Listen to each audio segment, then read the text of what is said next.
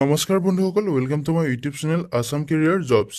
পুনৰ ভাৰতীয় ডাক বিভাগৰ ফালৰ পৰা নতুনকৈ পোষ্ট মুকলি কৰি দিয়া হৈছে 2025 বৰ্ষৰ কাৰণে 32,500টা পোষ্ট মুকলি কৰি দিয়া হৈছে। এই পোষ্টসমূহত যদি আপুনি আবেদন কৰিম বুলি ভাবিছে, ভিডিঅ'টো শেষলৈকে চাই থাকিব। আবেদন প্ৰচেছ সকলো তথ্য মই এই ভিডিঅ'টোত আলোচনা কৰিম। ভিডিঅ'টো শেষলৈকে চাই থাকিব, অলপো স্কিপ নকৰাকৈ। যদি মোৰ চেনেলটোলৈ প্ৰথমবাৰ কাৰণে আহিছে, তেনেহ'লে চেনেলটো ছাবস্ক্ৰাইব কৰি ল'বলৈ নাপাহৰিব। লগতে ভিডিঅ'ৰ ডেছক্ৰিপশ্যনত মই হোৱাটছআপ চেনেলৰ লিংক দিছোঁ, তাতো গৈ আপোনালোকে হোৱাটছআপ চেনেলটো ফ'ল' কৰি ল'ব, যাতে প্ৰতিদিনে জবৰ আপডেটসমূহ পাই থাকিব পাৰে। লগতে ভিডিঅ'টো সকলো বন্ধু বান্ধৱীলৈ শ্বেয়াৰ কৰি দিব, যাতে সকলোৱে জবৰ আপডেটসমূহ পাই থাকিব পাৰে। এই পোষ্টসমূহত আপোনালোকে কেনেদৰে আবেদন কৰিব, আবেদন কৰিবলৈ আপোনালোকৰ বয়সৰ সময়সীমা কিমান লাগিব, কিমান এপ্লিকেশ্যন ফিজ কাটিব লাগিব আৰু কেতিয়াৰ পৰা আবেদন প্ৰক্ৰিয়াটো ষ্টাৰ্ট হৈছে, সকলো তথ্য ভিডিঅ'টোত কৈ যাম। ভিডিঅ'টো শেষলৈকে চাই যাব, অলপ স্কিপ নকৰাকৈ। যিহেতু আপোনালোকে দেখিবলৈ পাইছে ইণ্ডিয়া পোষ্ট GDS ৰিক্ৰুইটমেণ্ট 2025, যিটো ভাৰতীয় ডাক বিভাগৰ GDSৰ পোষ্ট হয় 2025 বৰ্ষৰ কাৰণে মুকলি কৰি দিয়া হৈছে। 32,500টা পোষ্ট মুকলি কৰি দিয়া হৈছে। এই পোষ্টসমূহত আপোনালোকে অনলাইন মাধ্যমেৰে এপ্লাই কৰিব পাৰিব। লগতে 10 পাছ কৰিও আপুনি এই পোষ্টসমূহত আবেদন কৰিব পাৰিব। যদি আপুনি পোষ্টসমূহত আবেদন কৰিম বুলি ভাবিছে, ভিডিঅ' ডেছক্ৰিপশ্যনে মই আবেদন কৰাৰ লিংক দিম, তাতে গৈ আপুনি আবেদনসমূহ কৰি ল'ব পাৰিব। ইয়াতে ইণ্ডিয়া পোষ্ট GDS ৰিক্ৰুইটমেণ্ট 2025, ইয়াতে ভেকেঞ্চিটো আহিছে আপোনাৰ GDS ভৰ্তি 2020 ফালৰ পৰা। অৰ্গেনাইজেশ্যনটোৰ নেম হৈছে আপোনাৰ ইণ্ডিয়া পোষ্ট, ভাৰতীয় ডাক বিভাগ।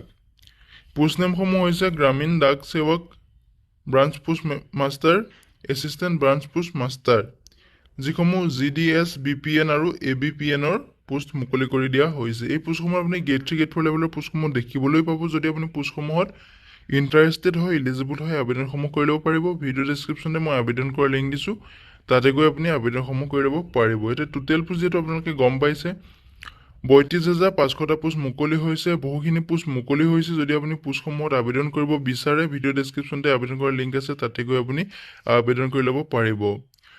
ফুল নটিফিকেশ্যনৰ মই PDF লিংক দিছোঁ, তাতে গৈ আপুনি নটিফিকেশ্যন PDF নিজে চেক আউট কৰি ল'ব পাৰিব। যিহেতু ডাক বিভাগৰ ফালৰ পৰা আপোনালোকৰ কাৰণে এটা বহুতেই ভাল সুবিধা আহিছে, সুযোগ আহিছে।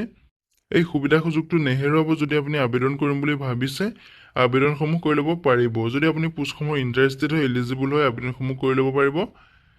এপ্লাই মোডটো হৈছে আপোনালোকে অনলাইন মাধ্যমেৰে এপ্লাই কৰিব পাৰিব। এতিয়া হু কেন এপ্লাই?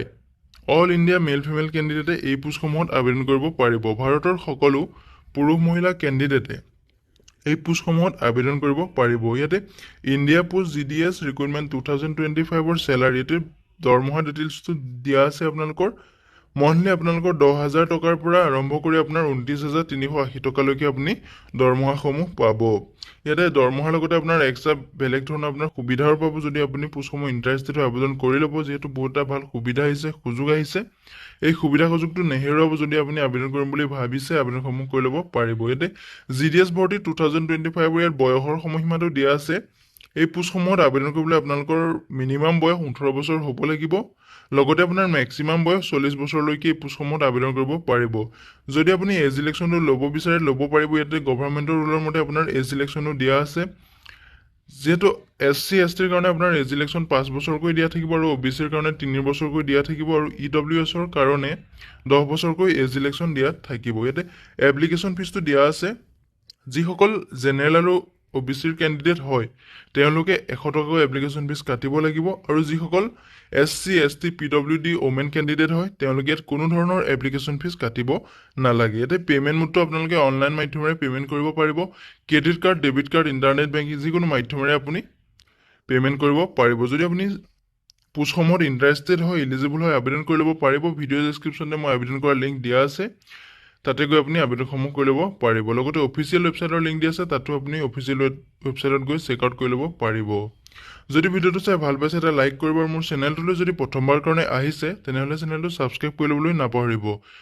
লগতে ভিডিঅ'টো সকলো বন্ধু বান্ধৱীলৈ শ্বেয়াৰ কৰি দিব, যাতে সকলোৱে জবৰ আপডেটসমূহ পাই থাকিব পাৰে। ইয়াতে আপোনাৰ ডাক বিভাগৰ ফালৰ পৰা যিসমূহ পোষ্ট মুকলি হৈছে, 32,500টা পোষ্ট মুকলি হৈছে। সেই পোষ্টসমূহত আপোনাৰ ইয়াত চিলেকশ্যন প্ৰচেছটো দিয়া আছে। ইয়াতে কোনো ধৰণৰ এক্সাম নহয়, আপোনাৰ ডাইৰেক্ট জইনিং হ'ব। ডাইৰেক্ট কোৱালিফিকেশ্যনটো আপোনাৰ চাই আপোনাৰ জইনিংটো লিষ্ট, মেৰিট লিষ্ট মাৰি দিব আপোনাৰ ইয়াতে।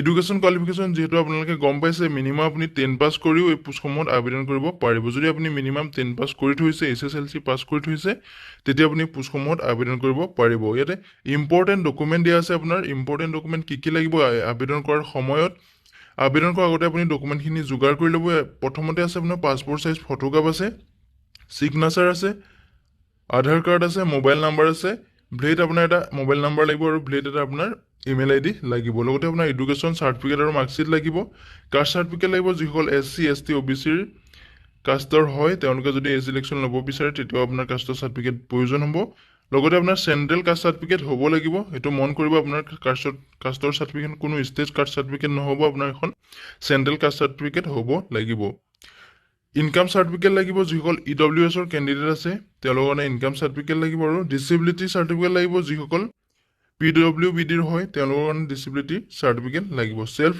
কেয়াৰিফিকেশ্যন বাই দা ট্ৰেন্সজেন্ডাৰ কেণ্ডিডেট যিসকল ট্ৰেন্সজেন্ডাৰ কেণ্ডিডেট আছে তেওঁলোকৰ কাৰণে সেল্ফ চাৰ্টিফিকেশ্যন লাগিব আপোনাৰ ট্ৰেন্সজেন্ডাৰ কেণ্ডিডেটৰ ফালৰ ইয়াতে এজ প্ৰুফ লাগিব এজ প্ৰুফটো আপুনি 10 পাছৰ আপুনি মাৰ্কশ্বিটটো দিব পাৰে এডমিট কাৰ্ড দিব পাৰে মেট্ৰিকৰ SSLCৰ এক্সামৰ আপোনাৰ এডমিট কাৰ্ডটো দিব পাৰে লগতে আপুনি বাৰ্থ চাৰ্টিফিকেটটো দিব পাৰে লগতে আপোনাৰ ইয়াত লাষ্টতে আছে NOC লাগিব NOC আপোনাৰ যিসকলে বৰ্তমান চাকৰি কৰি আছে আসাম গভৰ্ণমেণ্টই হওক চেন্ট্ৰেল গভৰ্ণমেণ্টই হওক আপুনি যদি চাকৰি কৰি আছে তেওঁলোকৰ কাৰণে NOC দিব লাগিব তেতিয়া আপুনি পোষ্টসমূহত আবেদন কৰিবলৈ পাৰিব যদি ভিডিঅ'টো চাই ভাল পালে এটা লাইক কৰিব আৰু সকলো বন্ধু বান্ধৱীলৈ ভিডিঅ'টো শ্বেয়াৰ কৰি দিব যাতে সকলোৱে প্ৰতিদিনে জবৰ আপডেটসমূহ পাই থাকিব পাৰে তাৰ কাৰণে আপুনি ভিডিঅ' ডেছক্ৰিপশ্যনত মই হোৱাটছআপ চেনেলৰ লিংক দিছোঁ তাতো গৈ আপুনি হোৱাটছআপ চেনেলটো ফ'ল' কৰি ল'ব ইয়াতে ইম্পৰ্টেণ্ট ডেটটো হৈছে যিটো ষ্টাৰ্টিং ডেটটো আপোনাৰ জুলাই মাহতে ষ্টাৰ্ট প্ৰক্ৰিয়াটো আৰম্ভ হৈ যাব আৰু লাষ্ট ডেটটো আপোনাৰ আগষ্টলৈকে আপোনাৰ লাষ্ট ডেটটো থাকিব যদি আপুনি আবেদন কৰিব বিচাৰে জুলাইৰ পৰা আগষ্টলৈকে বহুখিনি দিন থাকিব আপুনি